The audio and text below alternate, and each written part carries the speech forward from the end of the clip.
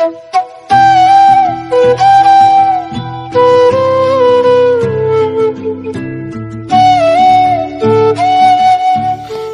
বন্ধুরা, welcome back to my channel Simi's Bengali ব্লগে তোমাদের সবাইকে জানাই অনেক অনেক স্বাগত আর অনেক অনেক ভালোবাসা। তো বন্ধুরা, আজ হলো পয়লা বৈশাখ আর তোমাদের সবাইকে জানাই পয়লা বৈশাখের অনেক অনেক শুভেচ্ছা আর অনেক অনেক ভালোবাসা। নতুন বছর সবাই খুব ভালো কাটুক, আমি এটাই আশীর্বাদ করি। আর হচ্ছে কি সবারই খুব ভালো যাক, যদিও আমার ভালো দিনটা যাচ্ছে না, কারণ আমার সর্দি কাশিতে একদম পুরো ভরে গেছে। তো আমি চাই আগামী এই বছরটা সবার ভীষণ ভীষণভাবে ভালো কাটুক। তো তোমরা যত বন্ধুরা আছো তাদের সবাইকে জানাই শুভ শুভ শুভ পয়লা বৈশাখ, শুভ নববর্ষের অনেক অনেক শুভেচ্ছা।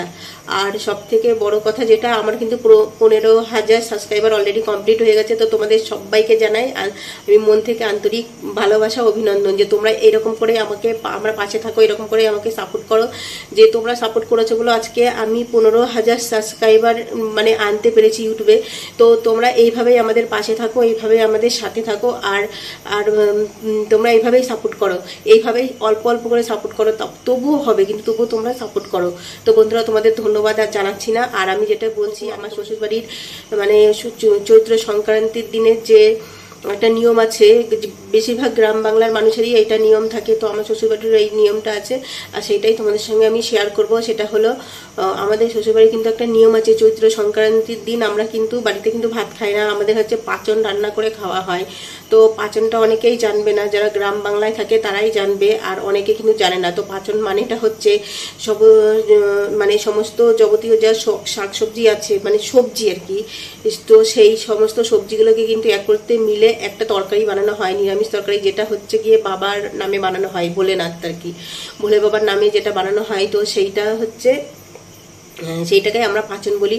তো আমি আগে কোনোদিন আমার বাপের বাড়িতে এই নিয়মটা ছিল না, তো শ্বশুর বাড়ি এসেই আমি এই জিনিসটা আমি পেয়েছি। তো আমাদের হচ্ছে কি এই নিয়মটা আছে, তো বানিয়ে সেই সঙ্গে শেয়ার করব, বেশি না অল্পই শেয়ার করব। তো আমরা চলো। আর আমার মানে আমার মেজো ভাসুর আর আমার মেজো যা এই পাচন রান্না করে, সবাই কিন্তু এটা রান্না করতে পারে না, আমিও পারি না রান্না করতে।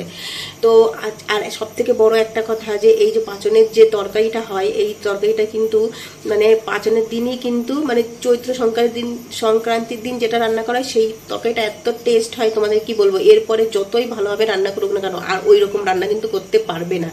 তো আমরা কেউই পাই না, আমার মেজো ভাসুর আর আমার মেজো যাই ওরা রান্না করে। তো চলো ওরা কি করে রান্না করে আর পুরো তোমাদেরকে দেখাবো। আর এরকম পাচন রান্না করে করে কিন্তু সব বাটি ভরে ভরে দেওয়া হয়।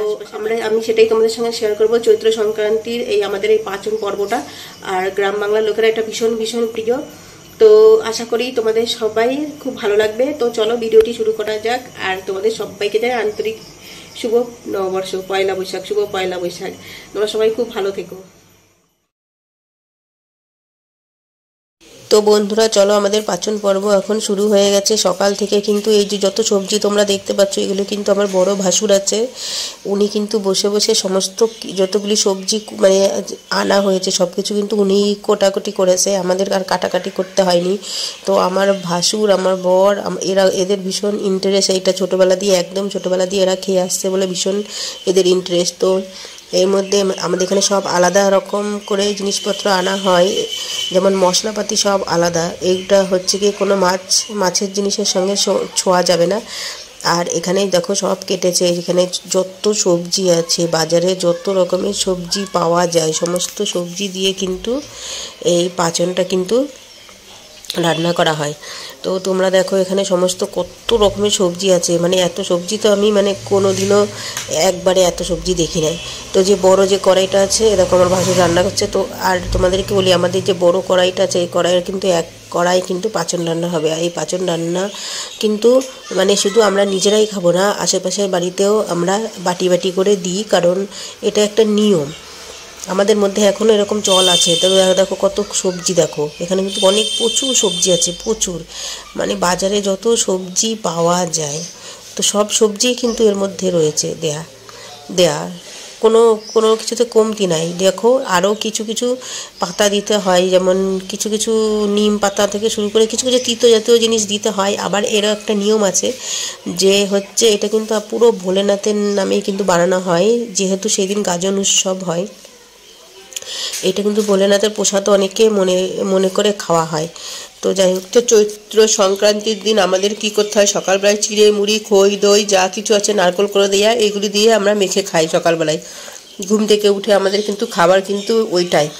আর আমরা সেদিন কিন্তু ভাত খাই না, তো এখন আমরা পারি না বলে আমরা একটু ভাত খাই।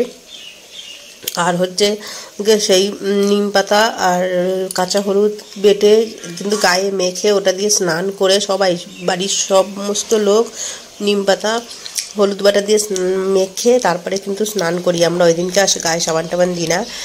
তো এই হচ্ছে আমাদের মধ্যে এই নিয়ম আছে, পাচনের নিয়ম। দেখো পাচন রান্না কমপ্লিট পুরো একদম অনেক হয়েছে, পুরো এটার এক কড়াই। তো আমাদের এখন আমরা দুপুরবেলায় তো আমরা এটা খাবো। আর যেগুলি ছোট ছোট বাটি করা হয়েছে এগুলি সব দেওয়ার জন্য, মানে আশেপাশের বাড়িতে সবাইকে দেওয়ার জন্য। সবাই খুব ভালো খায় আর কি। তো এটা এখন ডিস্ট্রিবিউট হচ্ছে চারি জায়গায়, সব জায়গায় এটা এখন চলে যাবে, সবাইকে দেওয়া হবে আর কি। সবাইকে দিয়ে সবাই মিলেমিশেই খাই।